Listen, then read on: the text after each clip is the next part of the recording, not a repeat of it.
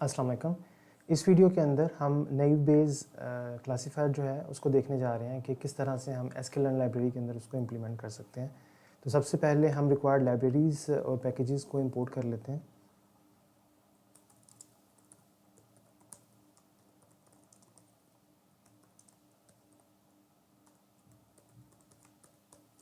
अच्छा, इसमें एक चीज़ मैं आपको बता दूं कि हमने जो स्लाइड्स के अंदर एग्जांपल देखी थी that was about naive categorical naive base. उसके काफ़ी ज़्यादा वेरिएंट्स जो हैं वो अवेलेबल हैं डिपेंडिंग ऑन द डाटा। जब हमें कंडीशनल प्रोबेबिलिटी कंप्यूट करना होती है तो हम कैटेगोरिकल के लिए डिफरेंट तरीके से करते हैं। अगर हमारे पास नंबर्स आ रहे हों तो उसके लिए डिफरेंट जो है वो नैव बेस यूज़ होता है, जिसे हमें मल्टीनोमियल नैव बेस कहते हैं।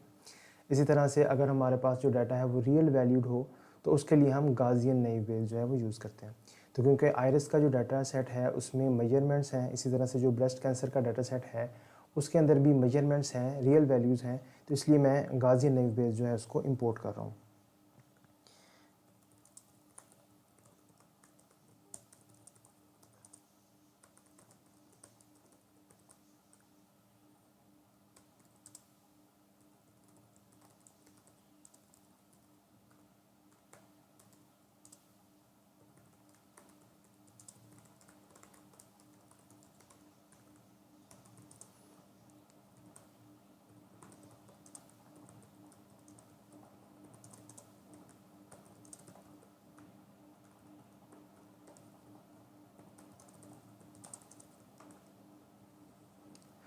अच्छा जी, ये मैंने कुछ लाइब्रेरीज़ जो हैं उनको इंपोर्ट कर लिया। सबसे पहले मैं अपने डाटा को जो है वो लोड कर लेता हूँ।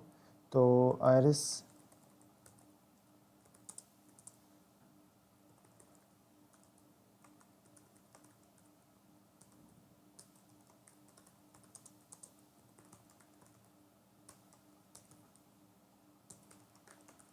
तो मेरे डाटा सेट जो हैं वो लोड हो गए। इसके बाद मैं क्या करता हूँ, सबसे पहले अपने डाटा को ट्रेन टेस्ट स्प्लिट करता हूँ। तो उसके लिए मैं सबसे पहले आयरिस डाटा सेट पे करता हूँ।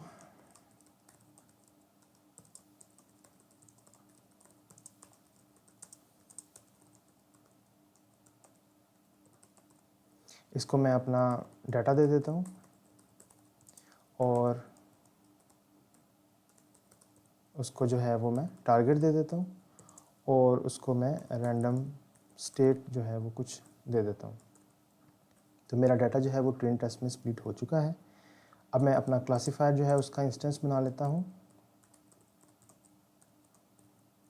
और इसको ट्रेन करवा लेता हूँ based on the training set. और देन मैं अपने टेस्ट डेटाबेस की परफॉर्मेंस देख सकता हूँ। तो उसके लिए मैं इसको टेस्ट डाटा जो है वो दे देता हूँ। ठीक है, तो इस पर 100% एक्यूरेसी आ रही है टेस्ट डाटा के ऊपर। ठीक है, तो क्योंकि ये छोटा सा डाटा सेट है, इस पर नई बेस जो है उसने उसको अच्छे तरीके से मॉडल कर लिया है। अब हम ये करते हैं कि जो ब्रेस्ट कैंसर का डाटा सेट है उस पर इसको अप्लाई करके देखते हैं।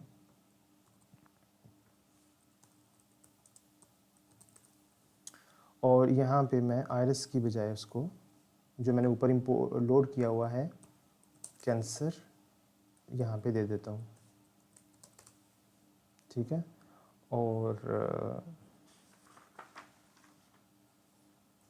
ये मेरा डाटा सेट स्प्लिट हो जाएगा।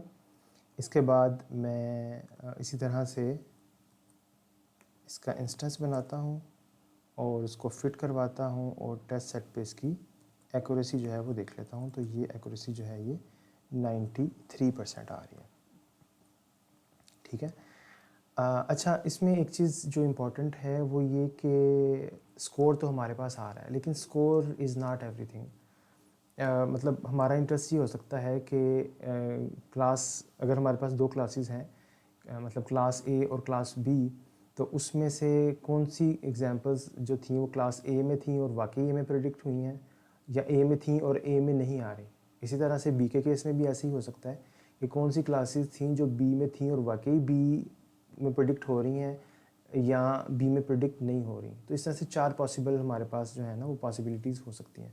तो ये हमें हेल्प करता है इन डिटेल अंडरस्टैंड करने का अपनी प्रॉब्लम को और अपने मॉडल को कि एक्चुअली वो उस डाटा को कैसा मॉडल कर रहा है, और इससे हमें हेल्प मिलती है डिफरेंट मॉडल्स को कंपेयर करने में। तो उसके लिए हम क्या यूज़ करते हैं, हम एक कन्फ्यूजन मैट्रिक्स जो है वो बना लेते हैं। तो हम ये करते हैं अभी इस कोड के अंदर के एक कन्फ्यूजन मैट्रिक्स बनाते हैं based on this trend model. तो उसके लिए हम जो है वो कन्फ्यूजन मैट्रिक्स को इंपोर्ट कर लेते हैं।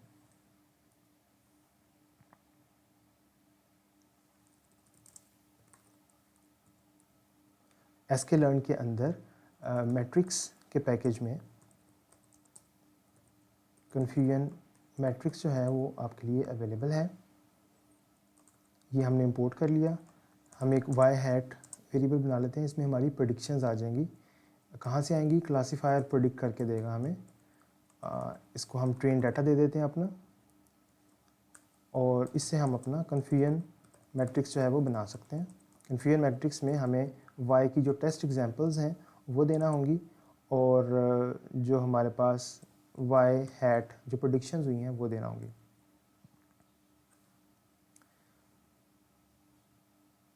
तो इसमें